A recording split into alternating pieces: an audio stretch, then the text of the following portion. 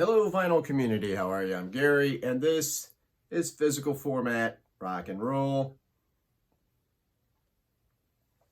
Thank you so much for joining me. I always greatly appreciate that. So there's been a lot of talk recently about a particular album, and that would be Kiss, Creatures of the Night. This is an album that, as we now know, is going to get a 40th anniversary box set, a giant box set. I mean, it's really hard to imagine because I can't imagine Kiss doing anything where, they're trying to make some more money off of previously released material. But anyway, they are. So I wanted to talk about this album, this tour, a little bit, just my recollections of this, my view from it, from someone who was there during that time. So this came out October 28th, 1982. At that time, I was in high school. Things were obviously a little different back then because, now we look at this as a classic. Back then, not a whole lot of people cared. Nobody really cared about Kiss that much. There were some of us diehard fans, but even us, we had other things that we were listening to at the time also, right? By that time, you're also discovering some older music that, you had missed along the way, but also new music. You had your Iron Maidens and Judas Priest and bands like that. And Crocus, except whatever, all the hard rock bands, plus the new wave stuff. So there was a lot to choose from, right? Kiss had lost popularity after Dynasty. The albums that came out after that kind of went slightly unnoticed.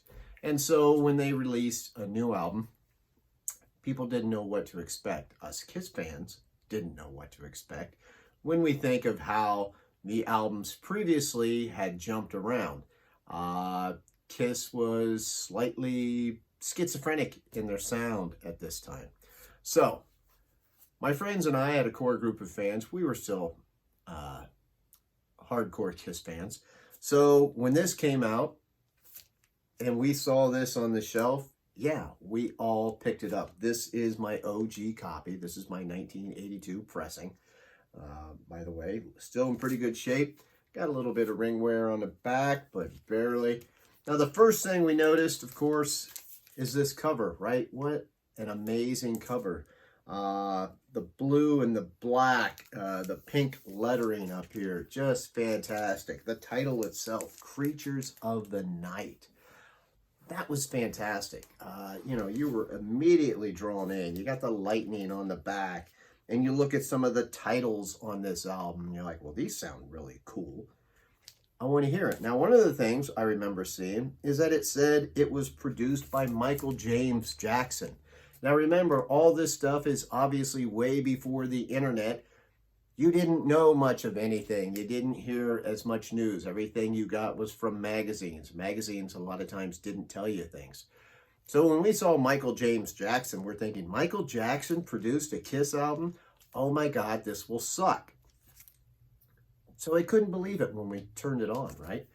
The first song is Creatures of the Night.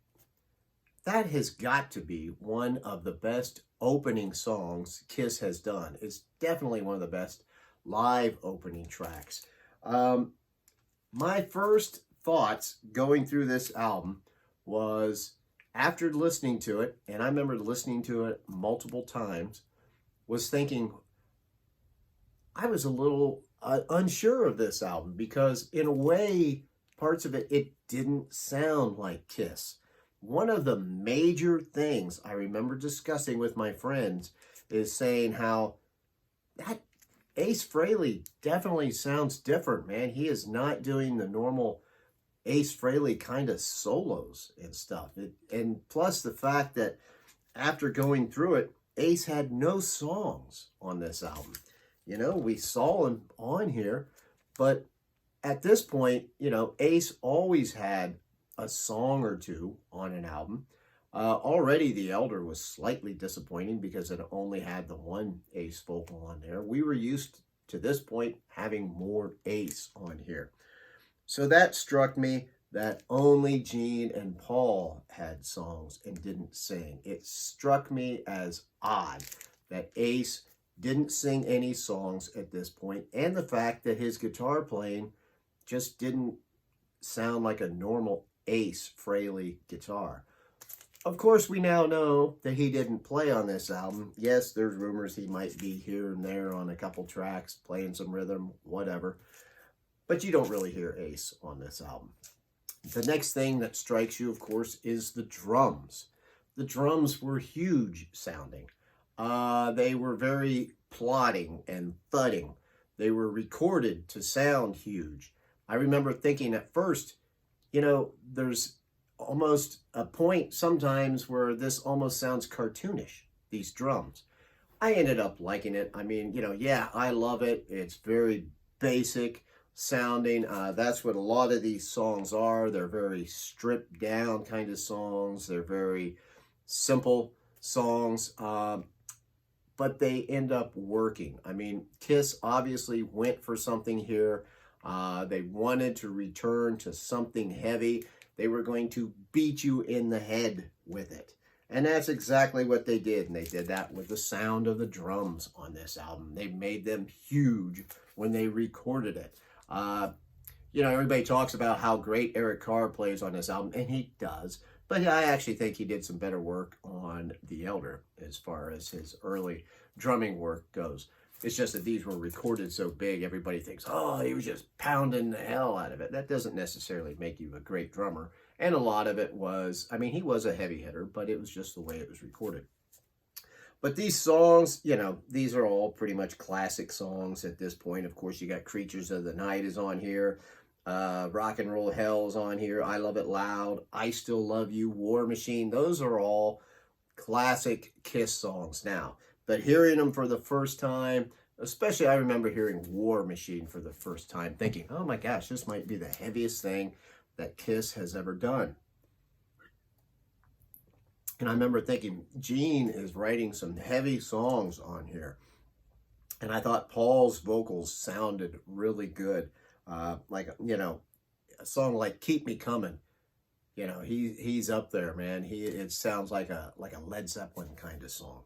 So when this came out, like I said, there wasn't a whole lot of fanfare among people. Now, they did take ads. They took full-page ads out in, like, you know, the Circus magazine and those kind of magazines, Hit Parader.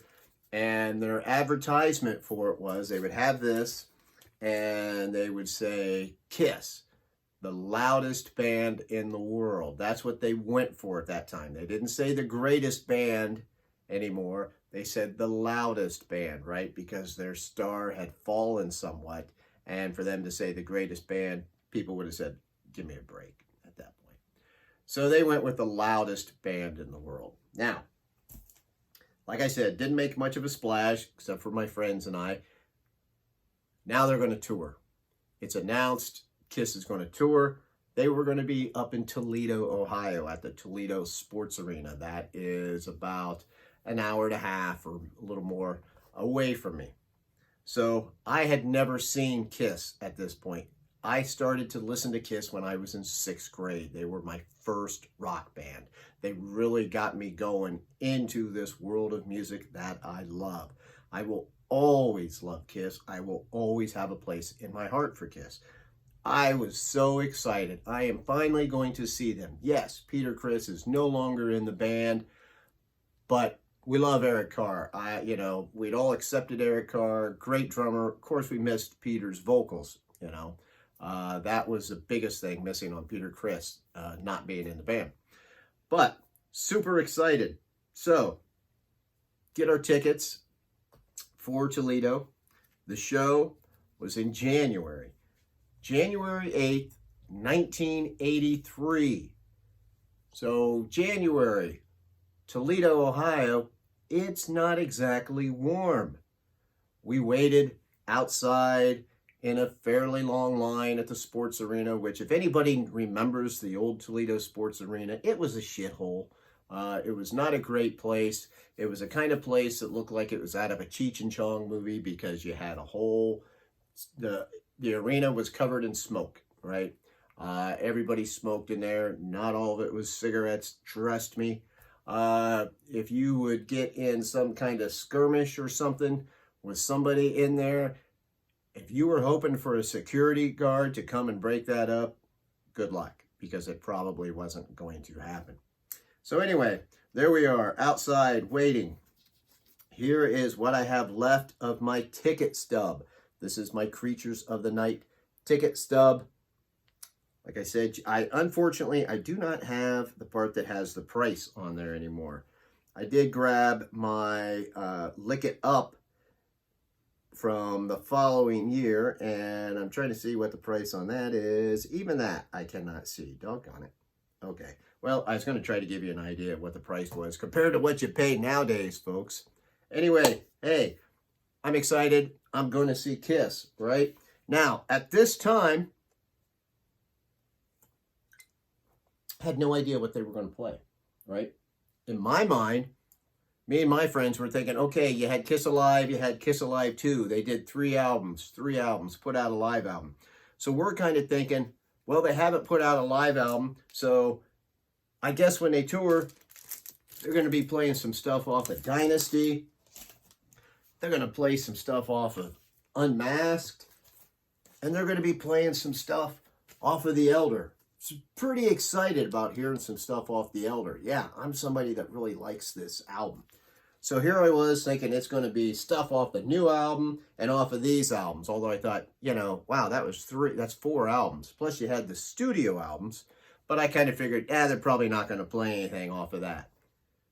2 days. I think it was 2 days before the show. We were in one of the, study halls.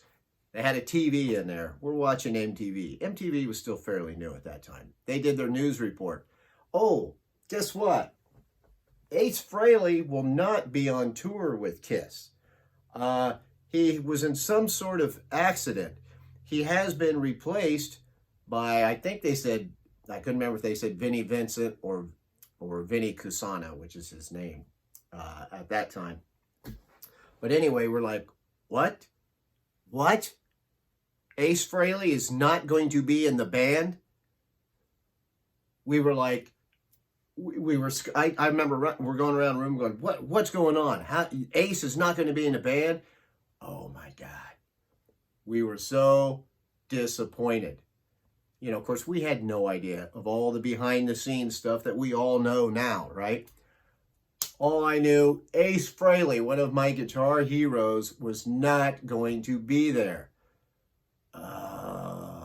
There was going to be some other guy there that I've never even heard of. And he's going to have, what's he going to wear? What makeup? So anyway, we were kind of disappointed about that. But it was Kiss. We were still jacked up to see Kiss, right? Never seen them before. Get there. The opening band was Night Ranger. Night Ranger was a new band at this time. Dawn Patrol was out. It was their first album. Don't Tell Me You Love Me was their single.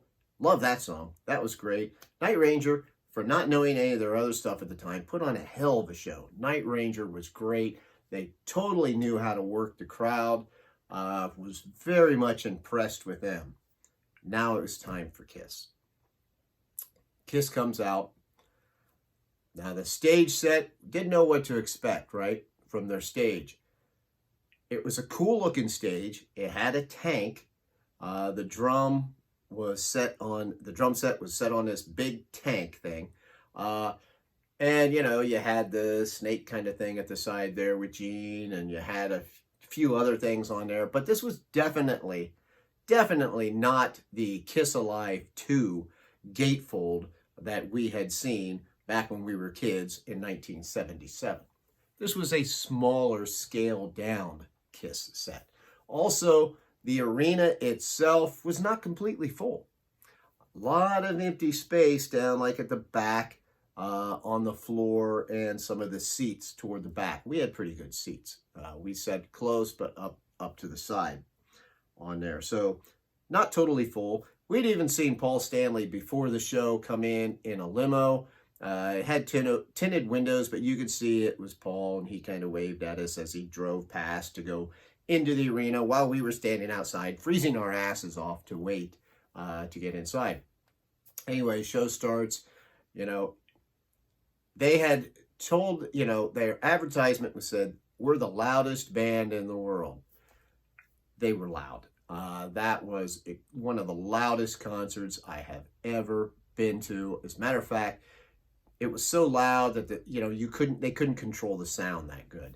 I remember that Vinnie Vincent, a lot of times he would go back, he'd play part of a solo. I couldn't even decipher it. His solos got lost in the mix. I don't know. This was like the, I'm trying to think what, I think I wrote it. This was the 8th date. This was the 8th date on that. So I don't think that they hated Vinnie yet at that time. I know they ended up hating Vinnie, and they kind of got tired of his long solos and stuff. But you couldn't really hear, at some songs you could, other songs totally lost in the mix. But they opened up with Creatures of the Night, and, you know, bam, man, that sounded awesome. Yes, it was sad not seeing Ace there. But, you know, you still had Paul, you had Gene, you had Eric Carr, you had whoever this guy was. He had an Ankh on his face painted, you know, the Egyptian sign of eternal life or whatever. Kind of cool. You know, I mean, he kind of moved, mind you, a little bit of Ace. At that time, we didn't know, is this guy a permanent member? Or is he just filling in until Ace is feeling better? We didn't know that Ace was completely gone yet at this time. So we didn't know what to think. So let me read you their set list, because I told you, remember what I thought the set list was going to be? Creatures of the Night, Detroit Rock City, Calling Dr. Love, Firehouse, I Want You, I Love It Loud, Cold Gin, God of Thunder, Love Gun, War Machine, I Still Love You, Shout It Out Loud, Black Diamond, Strutter, Rock and Roll All Night. So they did not follow what they had been doing. They did not play anything off of those other albums that I showed you. They completely ignored it. Was not expecting that at all. But I loved it. I mean, I love all the Kiss albums. I love all those songs that I just said. So I was happy with the set list. At the same time, I would have liked to heard some of those songs, not knowing that some of them they're never going to ever play again. The show was awesome. They were still very cool. They were super energetic. Definitely felt like they were out to prove something. But there was that little bit of sense of, you know, they're not quite up to the height of what they used to be, right? This is not the giant Kiss that we remember. Now, this was their 10th anniversary tour. That's how they built it. And at that time, being a young kid, it was like, wow, Kiss is really an old band, because this is their 10th year, their 10th anniversary. Dang. You know, looking as an old man now, that's nothing. So anyway, everybody got to do a solo. You know, there was a bass solo. Vinnie did a solo. Paul Stanley does a guitar solo. He used to do this, you know, where he'd just go da-na-na-na-na, and he'd point to one side of the crowd, da-na-na-na, point to the other side of the crowd, go back and forth, point to the middle, you know, all that stuff that he likes to do. It was great. We loved it then. Now, Paul, at this time, I noticed, and this was not on the live albums, and he did this for a few tours in the 80s. I think because they were trying to become more like hardcore seeming. So like Paul cussed a lot more. You know, when he did his stage rap, you know, he kind of made it more filthy kind of thing or whatever, trying to cop that attitude a little bit. He was definitely already trying to emulate David Lee Roth a little bit. It was kind of odd that he was emulating people that had came after him, but he was doing a little bit of that. But it worked. I mean, the crowd loved him. Really good show. Like I said, let me show you real quick my tour shirts that I still have. Sorry, if I was a professional, I would have had this already there, but I'm not. So this is the tour shirt, the jersey from that.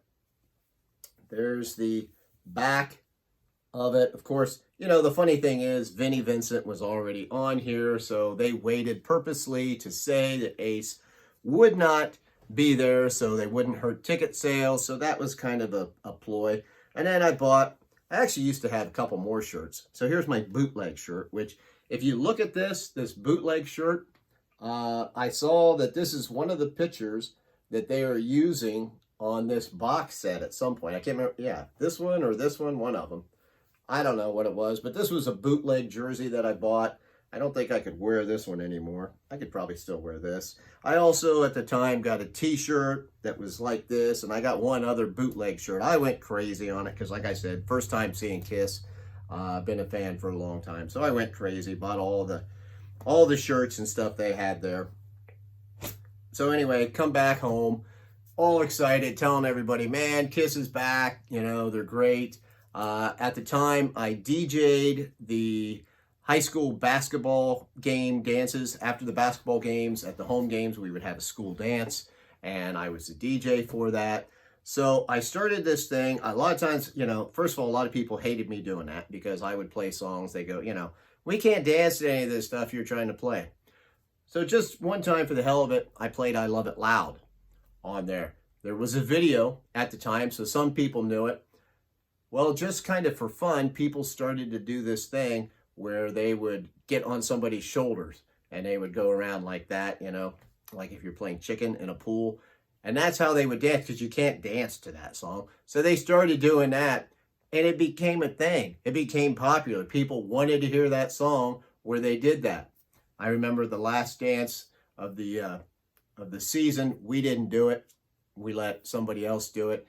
And, you know, so people demanded that they play I Love It Loud. And then when they did, the people that were doing the dance, because they were like teachers or something, and they made everybody get down. As soon as people started doing that, they're like, no, no, stop it, get down. And of course, then nobody knew what to do. They were just standing there while the song was going. Anyway, then, you know, we should have done the last dance. But those are my memories. Like I said, did not make a big splash at that time. It's considered a classic now, but at that time, it was just us hardcore people that dug it. I do think they started to get a little more interest in it because there were a few people I would talk to, you know, trying to say, oh man, you got to listen to this album now. And they would like, yeah, this is not too bad. So they gave it a chance. And then with Lick It Up, they became even bigger. That really, you know, taking the makeup off, the music, it really got to some people. So that's the real story of Kiss Creatures of the Night, how it was during that time period, 82, 83. I'm Gary. This is Physical Format Rock and Roll. Thank you so much if you have actually stuck around to watch this. Till the next time, my friends, I will see you down the road.